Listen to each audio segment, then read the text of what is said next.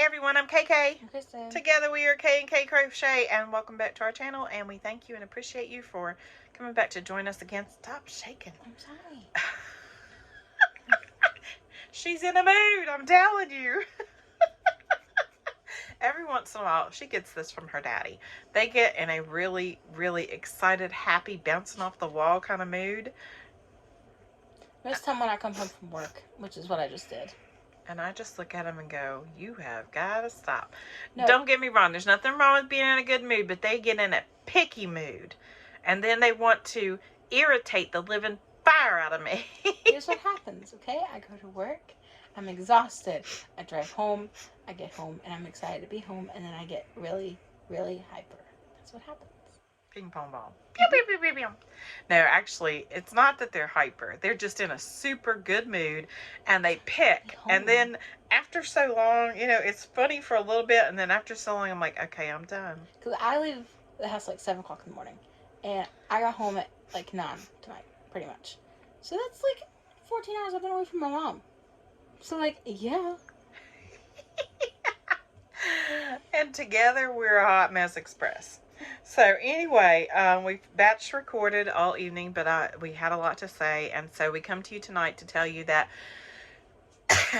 I'll probably release this one first since it's the most recent thing that's happened, and I should have released it yesterday, but we just didn't get around to it. So here's what happened. What happened was, as Seta says, we were going to the parade to well, first of all, back the truck up. Friday night, we went Christmas caroling for Bumblebee's Mountain Outreach. If you don't know what that is, link in the description. You can go check it out. And we went to a nursing home inside of a hospital. We went to what we call, it's not assisted living, but it's a living quarters for older people or people who are disabled so that they can be close to the stores in town. And so it's just like, it's a high rise. That's what it's called. It's high rise. So I don't know if anybody else has those in their town, but we do. And so we have the one, and there's several people that live there, and we went Christmas caroling there. Small number that came out, but that's okay. One lady told me, she said, I'm sorry there aren't more people here. And I told her, I said, well, the Bible says, I said, first of all, little is much when God's in it. And if 2 or 3 are gathered in his name, then he's in the midst. And we were there to celebrate Christmas and to spend time together. And we had a great time. And then we went on to the nursing home and the hospital. Then we went to the nursing home where my mother resides and has been for 6 years. My mother has dementia. Final stages probably. I from what I can tell, nobody knows, you know, you never know, but later stages, let's say that. So we went there and then realized that they had a flu outbreak, and so we chose not to go because we had several younger children with us and those who are immune compromised, including myself. So anyway, Saturday we got up and did some things we had to do, and Luke had archery practice, and then I had several stops to make in town and things to do, and then we prepared all day for the parade that night. I said, I bet we've touched these hats like 15 times because we would count and count and count and make sure our counts were right. Then we went back and sorted by adult and children. Then we went back at the end because I just couldn't let it go, because last year we did boys, girls, men's, women's. So I had the women's in a little bucket. My husband had the men's. My youngest had the little boys, and she had the little girls. But we only had like 76 hats last year. This year we had 379. That's a big difference. 379, 370, something like that. Anyway, plus little lubbies that we were throwing out. So I posted in our group. I was upset, not upset, that's not the word, disappointed that we didn't have a bigger turnout for the parade. I really don't know if it's because it was so cold, or if because the whole reason we started the parade was back in December of 2020, and so you all know what was going on then. And the year before that, we had a Christmas with Santa at the fire department, and we had Santa was there, and we And had ornaments to ornaments to decorate, decorate, cookies to cookies decorate and take home and eat, and they had, Polar Express playing. yeah, Polar Express the movie, and then they got a little gift, like a little Yeah. stuffed animal or something. So that was the first year we had done anything like that. And so after that, in 2020 we couldn't do that. So they decided they would do a parade that went through the communities, which was awesome. And then last year we did the same, and it was very well attended last year too. And I think this year there's just so much more that people can get out and do, and so many people are having to wait till the last minute to do the things that need done. Just like I still need to shop for a couple of things. So, and here we are the 19th of December. So I understand that, and that a lot of them had told me, they had gone to do this or that and the other.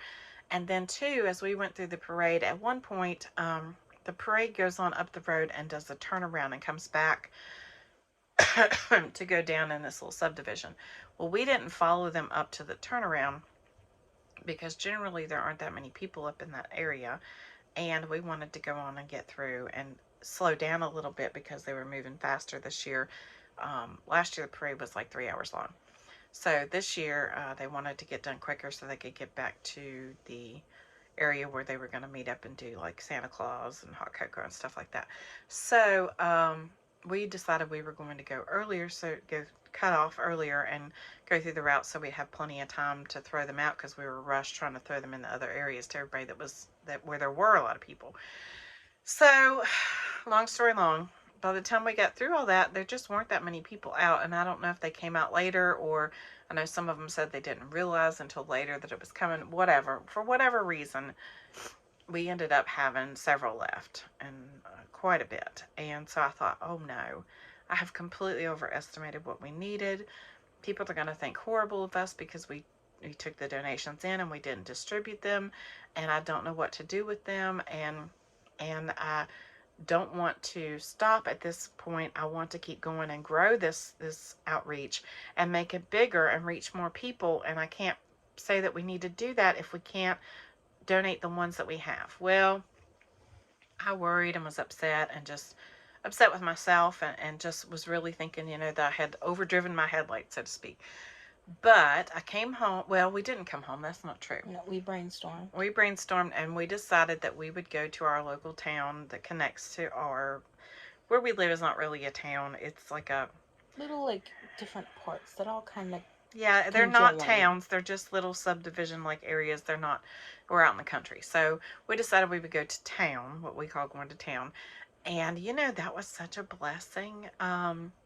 We met up with one little man in the parking lot. We just drove through the parking lots and was stopping people and say, here, take a hat. Merry Christmas from Bumblebee's Mountain Outreach. And the one little man, I gave him a couple, and he was so thankful. And he looked at me and he said, there are still good people in this world. And I said, that's why we do what we do, and you just made my night. And so I asked him if he had grandchildren, and he said yes. So we continued to give him hats for them. We ran up into a friend whose one child had gotten something during the parade and the other one had not, because like I said, we were in a hurry. So I met up with them and gave them some stuff. I gave some to another lady I knew who could take them and distribute. Met another lady in a parking lot going into the store and gave her one, and went to several friends' houses that we knew could use them. One is battling cancer, and they had just told us that they wore the hats to bed at night to keep their head warm, and so we gave a couple to them. And by the time we got finished and came home, I was still really not happy with how many we had. It was a lot. A lot. I was not happy. So, but like my husband and my kids said, there weren't as many people attending and out tonight. It was cold. It's a different year. You just never know. And we had given part to a local outreach already. And so we got to thinking again and talking to some of the people that we had handed hats out to. And we have something in our communities called Communities in Schools, where they help children and families that they know need things. And somebody mentioned that. And then I knew there was an outreach in our community that normally took up hats and donated them and dispersed them throughout the community to families that they knew needed them. Now, our program's not based on need. It's based on just giving to show love. It has nothing to do with need. I don't care if you could buy 1,000,000 hats on your own. I'm still going to give you a hat or a scarf. It's to show you that we care and we love you. It has nothing to do with what kind of money is in your bank account. I don't care if you are negative $20 or plus 20 million. I'm still going to hand you a hat or a scarf. It's because we love you and we want you to know you're cared for, because your bank account does not control your emotional health. Your bank account does not control your outlook on life. It has nothing to do with money. But this group does help those who are less fortunate, and I knew that they always did a hat drive. So I have a friend that works there, and I messaged and asked, and he said, yep, we're still doing it. And I said, well, what about, could I donate? And he said, we've had 0 donations. God works in mysterious ways. So they got a substantial donation from us that will cover their, hopefully will cover their entire need. I asked them how many, and they told me 40, and I think I donated probably 60 or 70. But that's because they also have a program where they do baby showers for children, for mothers, every month, and those mothers can come in and they receive a gift. So there were several baby hats that I still had, and I thought maybe they could use those for that as they do their baby shower this month too, or next month. So those were donated there. We donated a bunch to the school, one of the local schools in the town. And so what I have left out of 479 hats, scarves, gloves, ear warmers that were donated is maybe, it's less than 50, and most of them are ear warmers. I donated most of the hats. So I don't know. I'm going to see if there's another school or somewhere I think maybe that could use those other ones, or some place that could use those other ones so that they can be donated as well. I split up the other things that we had between those two, between the school and the other organization.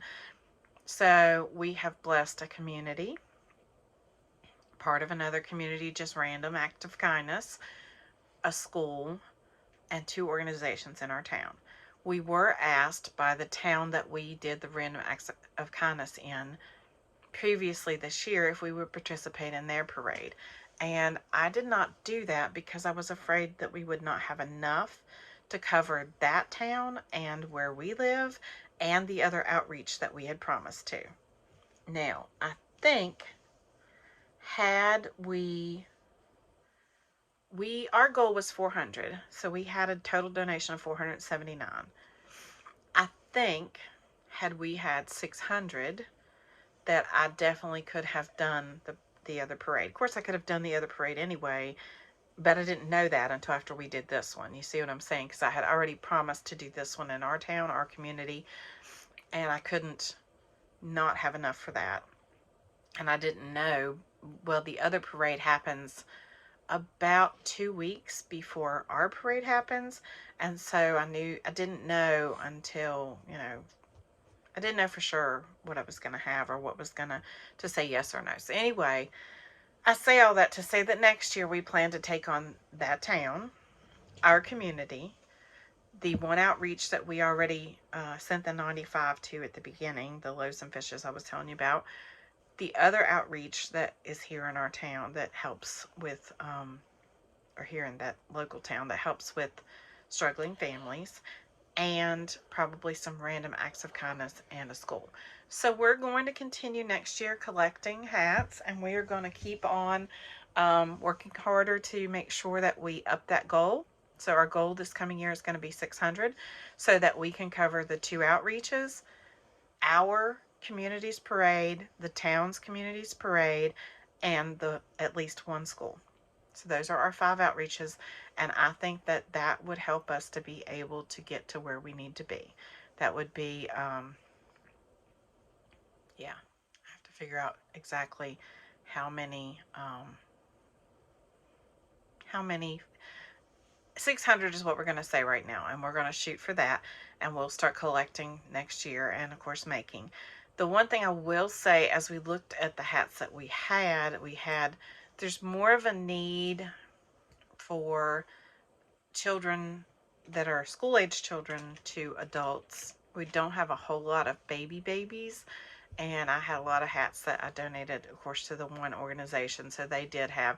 But I found that if you kind of look at the pattern, that most of the time it will fit, most hats will fit a child that is age kindergarten through an adult. If you kind of work it into that, if it has the ribbing and that kind of thing, if you work it into that small adult size or medium adult size, it may be a little big, but it will probably most likely fit. I know my son is 12 and he can wear the same hat I can wear. And when I did the hats for kindergarten, most of the hats I made for them I could wear. So their hat size was anywhere from 18 inches to 19 and a half. So right around that 19 and a half, 20, 21 inches. So that's hopefully what we're going to strive for this coming year as we move forward. But anyway, long video. I just wanted to update you guys on where we stood and let you know that we are very excited with the way things turned out. We, through Bumblebee's Mountain Outreach, the community has provided gifts for 111 beds, 111 residents at one nursing home and 28 at another. And they each got a blanket and a pair of socks and some little toiletries in their gift and Christmas cards.